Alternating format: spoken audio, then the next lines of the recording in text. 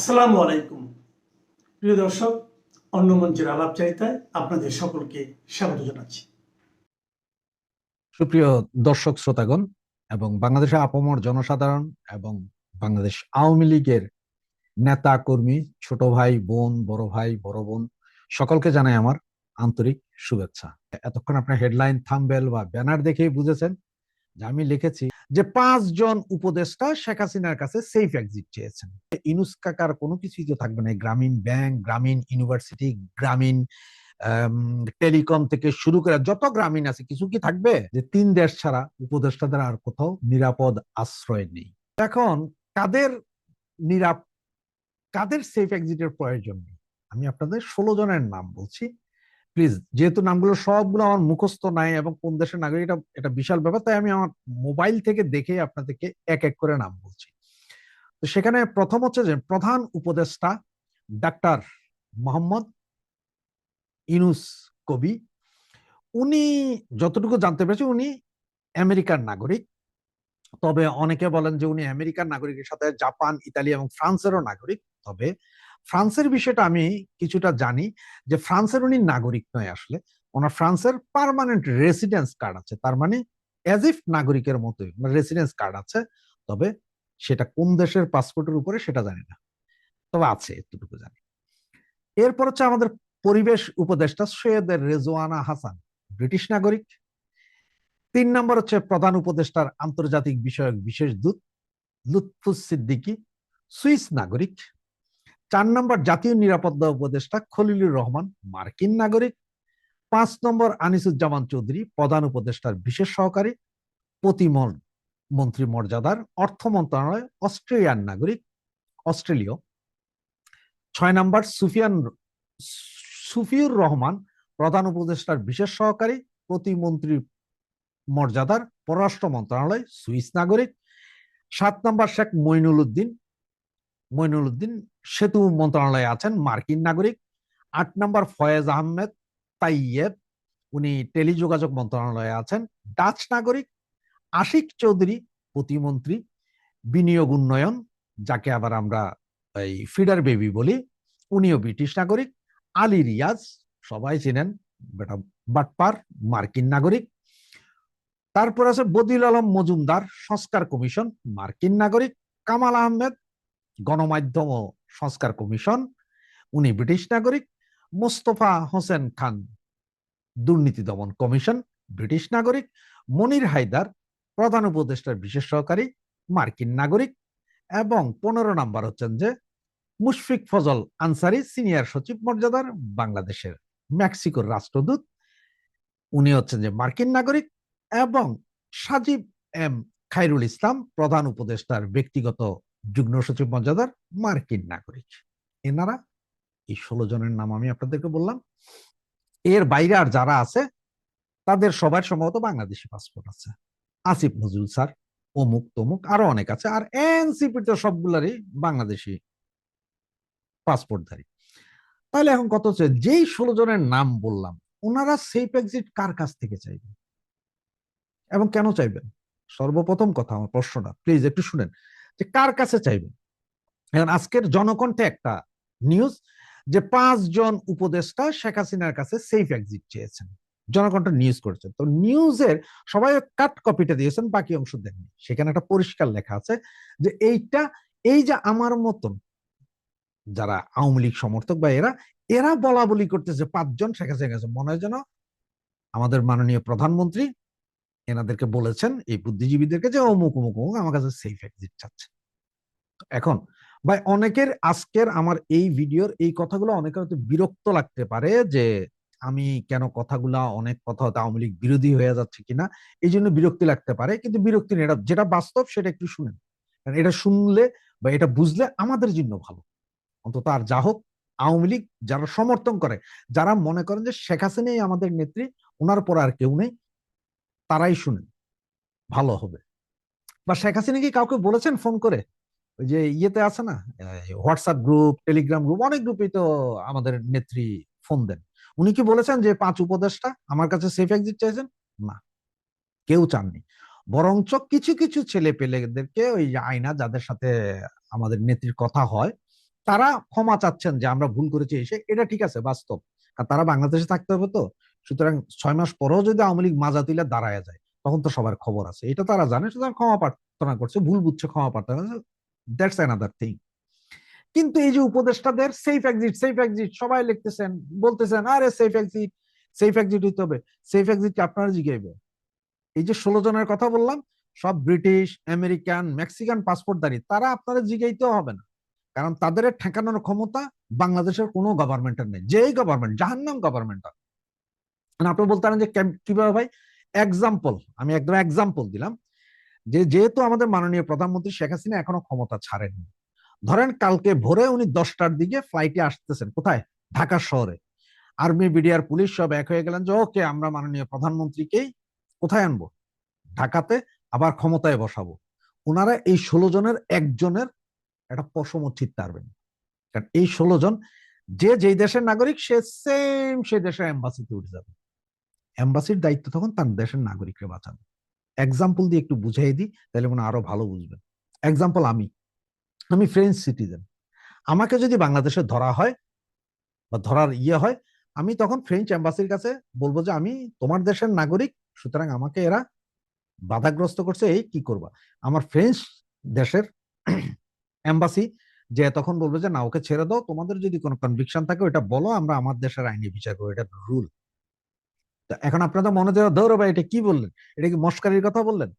এই রুলটা কি, এইবার আপনারা বুঝাই। এখন দেখেন, আপনাদের মনে আছে যে 2016 সালে ফ্রান্সে একটা ব্যাপক মেসাকার হয়েছিল, এক মুসলিম সন্ত্রাসী, উনি ফ্রান্সে একটা নাইট ক্লাবে গুলি চালাইয়া 160 জনকে হত্যা করেছিল। আব্দুস সালাম আবেদ, আব্দুস সালাম আল আবেদ। সে অরিজিনালি ফ্রেঞ্চ সিটিজেন, সে দ্বিতীয় সিটিজেনশিপ ছিল তার বেলজিয়ামের, এবং তিনি অরিজিনাল মরক্কো বা আলজেরিয়ান, মানে তার পূর্বপুরুষ সে দেশের তো ছিল। সেই হত্যাকাণ্ড ঘটিয়ে চলে গেছে, তারে 1 মাস পরে সিরিয়াতে আটকাইলো। আটকাইছে কারা? আমেরিকান সোলজাররা আটকাইলো। সুতরাং আটকানোর পর তার কাছে বেলজিয়ামের পাসপোর্ট পায়, বেলজিয়াম পাঠাই দিছে। তখন ফ্রেঞ্চ গভর্নমেন্ট বলছেন না, এই কাম তো আপনারা করতে পারবেন না, এই লোক আমার কাছে ফেরত দেন, এখন আমার দেশের আইনে বিচার হবে। তখন বেলজিয়াম বললো যে না, আমার এখান দিয়ে তো অবৈধভাবে সে কিছু করে গেছে, সুতরাং না। তখন ফ্রেঞ্চ গভর্নমেন্ট না, ফার্স্ট ন্যাশনালিটি ফ্রান্স, তাকে এখানে পাঠান, এইখানেই আমরা বিচার করবো, এবং ফ্রান্সে বিচার হচ্ছে, জেলে আছে।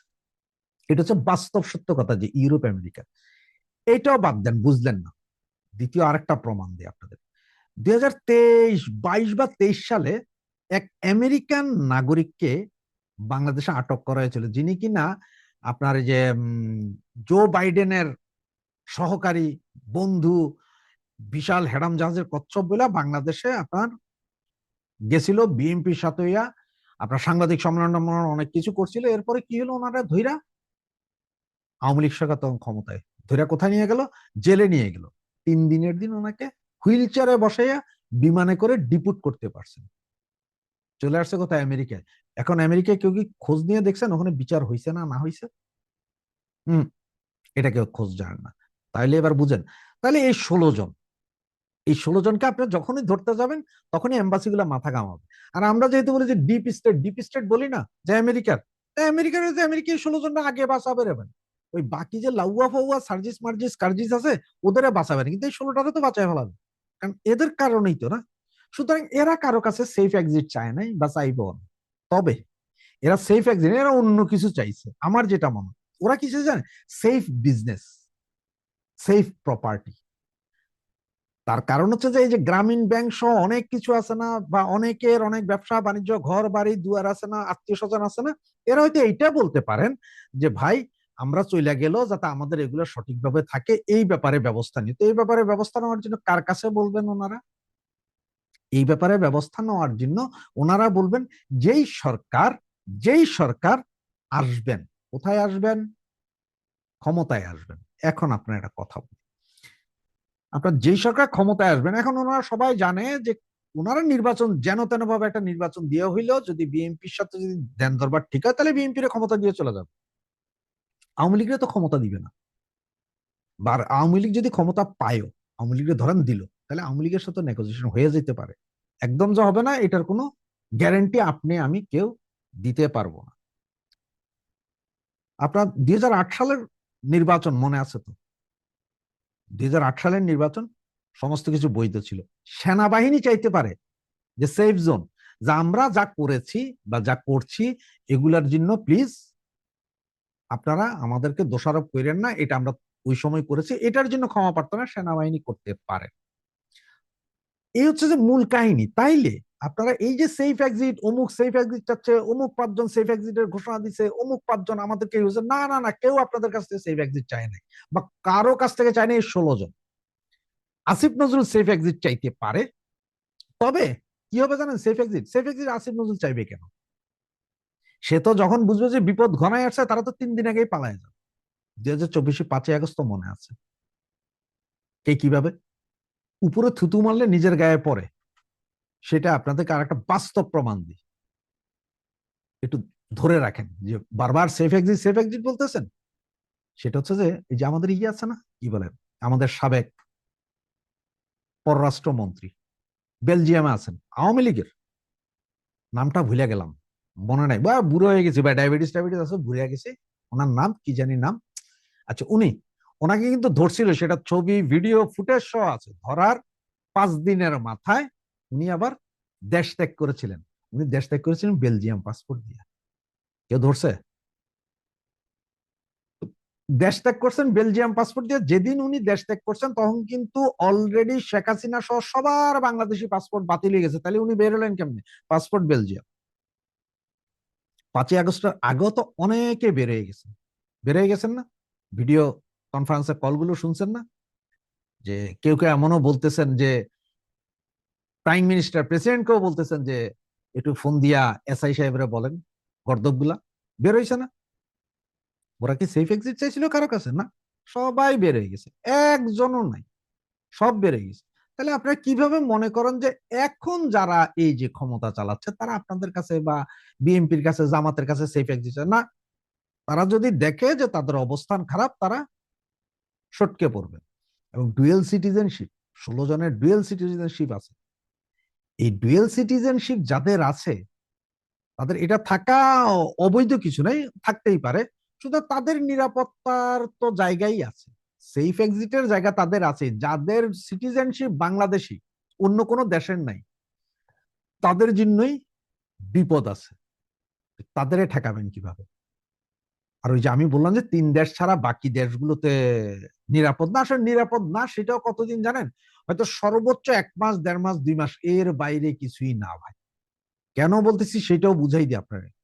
75 সালের 15ই আগস্ট, 1975 15ই আগস্ট বঙ্গবন্ধুকে হত্যা করার পরে যারা ছিলেন, জীবিত যারা ছিলেন, সবাইরে তো বিভিন্ন ভাবে দেশ থেকে বের করে দেওয়া হয়েছে। ওরা এখনো আছে না অনেকে জীবিত? ওদের কাউরে কি আপনারা একটা ফুলের টোকা দিতে পারছেন? পারেন নাই। তো এখন এরা বের হয়ে গেলে আপনারা 6 মাস ডিম পর্যন্ত মারবেন, এখানে কেউ কাউকে থাবড়ায় না, কিলায় না, ঘুষায় না। তার কারণে সবাই যার যার চিন্তা করে। আর যেহেতু সিভিলাইজ কান্ট্রিতে থাকে, ওগুলো হয় না। তা নাহলে বহু আগেই আপনারা পারলে পিনাকিরে পিটাই দিতে পারতেন, ঠিক আছে না? এই যে লন্ডনে এখন তো 5 জন মিনিস্টার আছে, কই বিএনপির কেউ কি যে এই মিনিস্টারদের মারছে? নাকি আপনাদের হেডাম খুব বেশি? না না না, বা আপনাদের হেডাম খুব বেশি, তারেকেরা মারান তো দেখি। কেউ মারবে না, কারণ কেউ তার নিজের পাছায় আঙ্গুল দেয় না। সুতরাং এসব ফাউলগিরা বাদ দিয়া কে যাবে কে না যাবে, যদি আটকাইতে পারে সেটা হচ্ছে এয়ারপোর্টে হয়তো আটকাইতে পারেন, যদি তাও, যদি মনে করেন যে ওদের আটকাবে, পাবলিক আটকাবে এয়ারপোর্টে, আর তা না হইলে না। ওদের এখন মূল ধান্দা যেটা, সেফ বিজনেস, ঘর বাড়ি। কারণ হচ্ছে যে ওনারা যখন চলে যাবে, ইনুস কাকার কোনো কিছুই তো থাকবে না। গ্রামীণ ব্যাংক, গ্রামীণ ইউনিভার্সিটি, গ্রামীণ টেলিকম থেকে শুরু করে যত গ্রামীণ আছে, কিছু কি থাকবে? অন্য যাদের যা আছে এগুলোর কি কিছু থাকবে? আর বাকি যাদের নাই, তারাও এত বেশি টাকা আমেরিকা ইউরোপে পাঠায় রাখছে যে ওই টাকা দিয়ে ওনারা এখান থেকে রেসিডেন্স পারমিট কেনার মতন ক্ষমতা আছে। এবং হয়তো অনেকে অলরেডি 1 বছর টাইম, হয়তো অনেকে গোল্ডেন ভিসা, মিসা, সৌদি, দুবাই, উমুক তমুক সব জায়গায় তো পয়সা দিয়ে করেও ফেলতে পারে। কারণ 6 মাস থেকে 8 মাস, 1 বছরের ভিতরে পয়সা হইলে ভাই বাঘের চোখও পৃথিবীর সব দেশে পাওয়া যায়, সেটাই করতে পারে। সুতরাং এই হচ্ছে যে মূল থিওরি। সুতরাং প্লিজ ওই যে সেফ এক্সিট চাইছে অমুক, সেফ এক্সিট চাইছে তমুক, এদেরকে সেফ এক্সিট দেওয়ার জন্য সরকার, না না না না, কেউ কারো থেকে সেফ এক্সিট চায় না। কারণ এই মুহূর্তে যারা আছে সবাই পরিপূর্ণ 100% সেফ এক্সিটেই আছে। ওদের একটা পশম ছিঁড়ার ক্ষমতাও বাংলাদেশের গভর্নমেন্টের কারোই নেই। এবার যেই গভর্নমেন্টই আসবে আসুক, যেই গভর্নমেন্টই আসবে আসুক। আর একটা জিনিস আরো ভালো করে বুঝেন, হ্যাঁ, আমাদের সজীব ওয়াজেদ জয়, ওনার পাসপোর্ট বাতিল করার পরে কি করছে উনি? আমেরিকান পাসপোর্ট নিয়ে নিয়েছে, উনি তো এমনি রেসিডেন্সিয়াল পাসপোর্ট নিয়ে নিয়েছেন।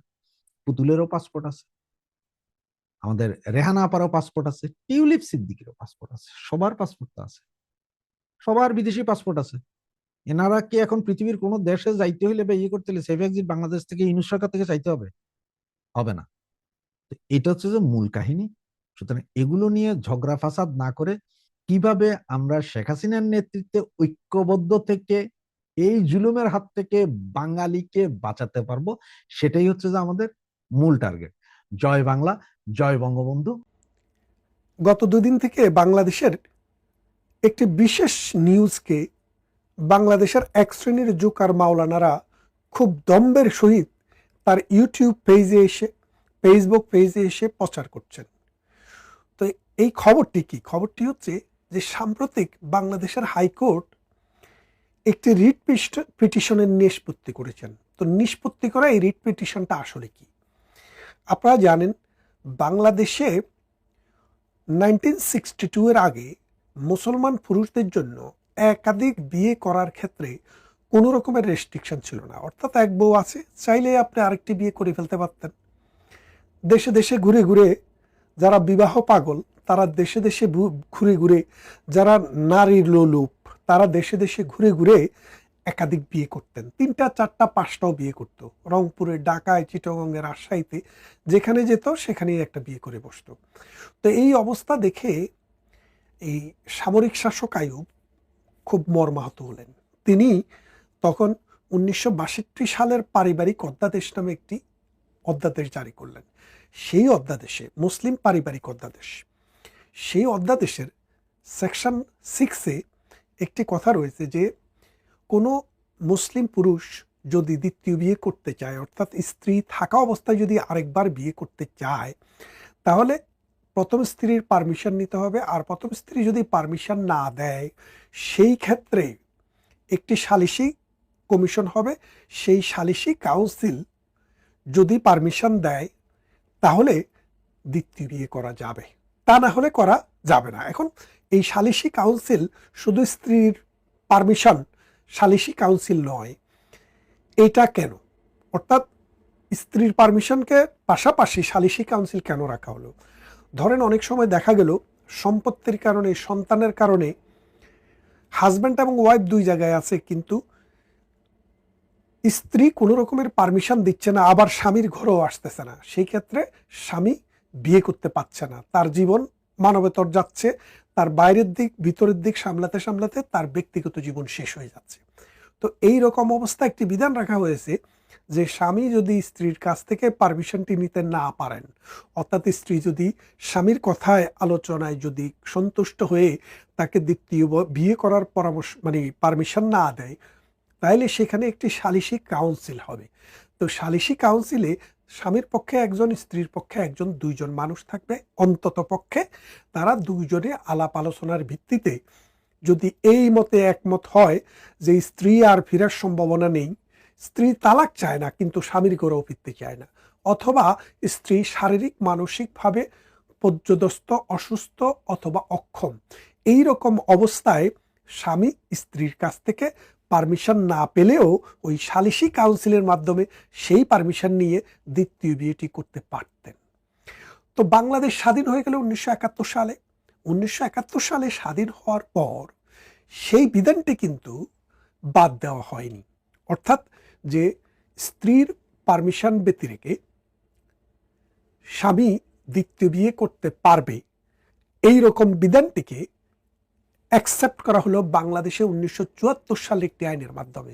1974 সালের মুসলিম পারিবারিক আইন, সেই আইনে অধ্যাদেশে সরকার যেটা করলো যে পাকিস্তানে আইয়ুব সরকারের যে ফরমানটি ছিল, অর্থাৎ যে অর্ডিন্যান্সটি ছিল, সেই অর্ডিন্যান্সের এই পার্টিকুলার অংশটি বাংলাদেশের আইনে অ্যাডাপ্ট করে নিল। শুধু এটি না, এখানে আরো একটা বিষয় আছে, এটার সাথে আরো দুইটা বিষয় আছে খুব গুরুত্বপূর্ণ। একটা বিষয় হচ্ছে যে স্ত্রীকে যদি তালাক দিতে হয় তাহলে আপনি চেয়ারম্যান বরাবরে একটি নোটিশ দিতে হবে। সেই নোটিশ দেওয়ার পর 3 মাসের মধ্যে চেয়ারম্যান চেষ্টা করবে স্বামী এবং স্ত্রীর মধ্যে সম্পর্কটা আবার জোড়া দেওয়া যায় কিনা, পুনঃস্থাপন করা যায় কিনা। 3 মাসের মধ্যে যদি চেয়ারম্যান অসমর্থ হন তাহলে এই তালাকটি কার্যকর হবে। অর্থাৎ চেয়ারম্যানের কাছে নোটিশ না দিয়ে যদি কোনো তালাক দেওয়া হয় সেই তালাকটি বৈধ তালাক হিসেবে গণ্য হবে না। অর্থাৎ আপনি মাঠে গরু অন্য লোকের দান খেয়ে ফেলছে, তার কথা শুনে এসে বউকে তালাক দিয়ে ফেললেন, ছেলে বাজারে হাঁস বিক্রি করে ফেলছে, বউকে এসে তালাক দিয়ে ফেললেন। এইরকম অবস্থা থেকে পরিত্রাণের জন্য, নারীদেরকে সুরক্ষা দেওয়ার জন্য এই আইনটি করা হয়েছে যে একটি ইউনিয়ন পরিষদে বা পৌরসভায় নোটিশ না দিয়ে 3 মাস অতিক্রান্ত, 90 দিন অতিক্রান্ত না হলে হাজব্যান্ড তালাক দিতে পারবে না। তৃতীয় আরো একটি বিষয় এই অর্ডিন্যান্সের মাধ্যমে নিয়ে আসা হয়েছিল, সেটা হচ্ছে doctrine of representation. Doctrine of রিপ্রেজেন্টেশনটা মানে হচ্ছে কোনো ব্যক্তির, কোনো একটা শিশুর বাবা যদি তার দাদার আগে মারা যেত তাহলে দাদার সম্পত্তিতে পিতার অংশটি তিনি আর পেতেন না। এই 1962-তে এই মুসলিম পারিবারিক আইনে এই আইয়ুব খান কি বললেন যে দাদার আগে যদি বাবা মারা যায় আর যদি কোনো সন্তান যদি ওই ভদ্রলোকের থাকে, অর্থাৎ যে যারা ভিকটিম তারা বাবার রিপ্রেজেন্টেশন, অর্থাৎ বাবা বেঁচে থাকলে যে সম্পত্তিটা পেত, নাতিরা সেই সম্পত্তির অধিকারী হবেন। তাহলে ব্যাপারটা বোঝেন, এখানে 3টা বিষয় আসছে। একটা বিষয় হলো স্বামী দ্বিতীয় স্ত্রী গ্রহণ করতে চাইলে স্ত্রীর অনুমোদন অথবা সালিসি কাউন্সিলের অনুমোদন লাগবে। দ্বিতীয়ত, স্ত্রীকে তালাক দিতে গেলে স্বামীকে 3 মাস আগে নোটিশ দিতে হবে। তৃতীয়ত, মুসলিম পারিবারিক আইনে, ইসলামিক আইনে দাদার আগে যদি বাবা মারা যায় নাতিরা যে সম্পদ পেত না, সেখানে নাতিদেরকে বাবার সমপরিমাণে অধিকার দেওয়া হয়েছে, যেটাকে বলা হয়েছে ডক্ট্রিন অফ রিপ্রেজেন্টেশন, বাংলায় বলে প্রতিনিধিত্বের নিয়ম। অর্থাৎ বাবার প্রতিনিধিত্ব করবে নাতিরা। তো এইরকম অবস্থায় এই 3টা বিষয়কে বাংলাদেশের আইনে অ্যাডাপ্ট করে নেওয়া হয়েছে। এবং নাসিমা বেগম নামে একটি মামলায় সর্বশেষ এই 21বিংশ শতাব্দীতে এসেও পাকিস্তানের সুপ্রিম কোর্ট রায় দিয়েছে যে এখনো এই চেয়ারম্যানের অনুমোদনবিহীন, অর্থাৎ চেয়ারম্যানকে 90 দিনের আগে তালাকের নোটিশ না দিয়ে যদি তালাক দেওয়া হয় সেই তালাক বৈধ নয়। তার মানে এখনো পাকিস্তানের মতো শরিয়া আইনও এটাকে অ্যাকসেপ্ট করে। তো এই রকম এই 3টা বিধির মধ্যে একটা বিধি নিয়েই কিন্তু সুপ্রিম কোর্টে সাম্প্রতিক একটি রিট হয়েছিল। সেই রিটটির কথা ছিল, মূলত রিটটি করা হয়েছিল যে এই অধিকারটাকে স্বামী যে স্ত্রীর পরামর্শ ব্যতিরেকে, অর্থাৎ স্ত্রীর পারমিশন বা শরিয়া মানে সালিসি কাউন্সিলের অনুমোদন ব্যতিরেকে তালাক দিতে পারবে না, এটাকে আরো ব্রড করার জন্য একটা রিট করা হয়েছিল। তো গত পরশুদিন বা গতকাল সেটির রায় হয়। হাইকোর্ট রায় দিয়েছে। রায়টা কি দিয়েছে? ওই রিটটি খারিজ করে দিয়েছে। অর্থাৎ আইনটি যেভাবে আছে সেভাবে রেখে কিছু অবজারভেশন দিয়ে এই রিটটি খারিজ করে দেওয়া হয়েছে। তার মানে খারিজ করে দেওয়া মানে হচ্ছে নতুন করে কোনো আইন হয়নি। আগে যে রুল ছিল, অর্থাৎ কোনো স্বামী দ্বিতীয় বিয়ে করতে গেলে স্ত্রীর পারমিশন নিতে হবে অথবা সালিসি কাউন্সিলের পারমিশন নিতে হবে, সেটা আগে যা ছিল এখনো তাই আছে। তো বাংলাদেশে পত্রিকায় এখন নিউজ যারা করে তাদের একটা বিশাল অংশ সাংবাদিক নয়, সাংঘাতিক। এই সাংঘাতিকেরা রায়টি না পড়ে, রায়টি না বোঝে এবং ওই যে ডক্ট্রিন অফ এই রিপ্রেজেন্টেশন বা মানে পারিবারিক আইনের 6 ধারাকে না বুঝে নিজেদের মতো একটি নিউজ করে ফেলছেন বেশ কয়েকটি পত্রিকায়। তাদের নিউজ হচ্ছে যে স্ত্রীর অনুমোদন ব্যতিরেকেই দ্বিতীয় বিয়ে সম্ভব। এই কথা শোনার পর আফসারি নামে একজন হুজুর, নোয়াখালীতে বাড়ি, কুমিল্লার নাঙ্গলকোটের বাঙ্গুরডা মাদ্রাসার প্রভাষক বা আরো বড় কিছু, যেটা আমার গ্রামেরই পাশে, তিনি সেই মাদ্রাসার শিক্ষক, তিনি আসলে কি হুজুর নাকি জোকার? মাঝে মাঝে এই জিনিসটা নিয়ে আমি কিন্তু খুব একটা চিন্তার মধ্যে থাকি। তো আমি দেখি যে তার একটা বক্তৃতার ভিতরে জোকারি যে পরিমাণে থাকে, ইসলামী দর্শন, ইসলামী চেতনা সেটা কিন্তু সেই পরিমাণে থাকে না। তিনি বললেন যে মহানবীর বহু বিবাহের যে ট্রেডিশন, সেই ট্রেডিশনকে সুপ্রিম কোর্ট মুক্ত করে দিয়েছে, আলহামদুলিল্লাহ। ওনার কাপড় চোপড়ও নষ্ট হয়ে গেছিল কিনা এই আনন্দে আমি সেটা জানি না, তবে জানার কিন্তু আগ্রহটা কিন্তু আছে। আমি সময় পেলে, সুযোগ পেলে ওনাকে সেটা জিজ্ঞাসা করব। আচ্ছা, এখন প্রশ্ন হচ্ছে, সুপ্রিম কোর্ট, হাইকোর্ট যদি এই বিধানটা রহিত করে দেয়, হুজুররা এত আনন্দ পায় কেন? হুজুরদের তো আনন্দের কারণ কি? কারণ ইসলামী শাস্ত্রে যদি আপনি যা দেখেন, ইসলামী শাস্ত্রে কোরআন শরীফে যে সূরাটিতে পুরুষ মানুষের জন্য একাধিক বিয়ের পরামর্শ, পারমিশন আছে, সেখানে বলা হয়েছে তোমাদের জন্য 2, 3 অথবা 4 জন নারীকে বৈধ করা হলো। তবে তোমরা যদি মনে করো ন্যায় বিচার করতে পারবে না, তাহলে একটিতেই যথেষ্ট। আপনি ন্যায় বিচারক, আপনি সকালে এক কথা বলেন, বিকালে আরেক কথা বলেন। আজকে আওয়ামী লীগের বিরুদ্ধে বলেন, বিএনপির পক্ষে বলেন, কালকে বিএনপির পক্ষে আওয়ামী লীগের বিরুদ্ধে বলেন। আরে মিয়া, আপনার ঈমান আকীদা এখনো পরীক্ষিত না, আপনি ন্যায় বিচারক হলেন কোত্থেকে? আল্লাহর চাইতে ন্যায় বিচারক পৃথিবীতে আর কেউ নেই। এবং এই জন্য আল্লাহ জানেন বলেই বলেছে তোমাদের জন্য সেটা রেখেছিলাম, কিন্তু তোমরা ন্যায় বিচার করতে পারবা না। ওই সূরাতেই আছে যে আল্লাহ সর্বজ্ঞ, তিনি জানেন, এবং আপনারা যে ন্যায় বিচার করতে পারবেন না সেটাও আল্লাহ জানেন। সেই জন্য ওই লোভটা আপনাদেরকে দেখাইছে।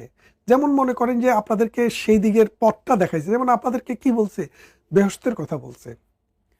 আপনারা এখন বেহেশতের টিকিট তো বিক্রি করতেছেন, এই টিকিট দিয়ে কি বেহেশতে যাওয়া যাবে? আমরা কি পৃথিবীর বিভিন্ন দেশ থেকে লোক পাঠাবো আপনারা ওই বেহেশতের টিকিট কেনার জন্য? মনে হয় না আপনাদের এই কথায় মানুষ বিশ্বাস করে।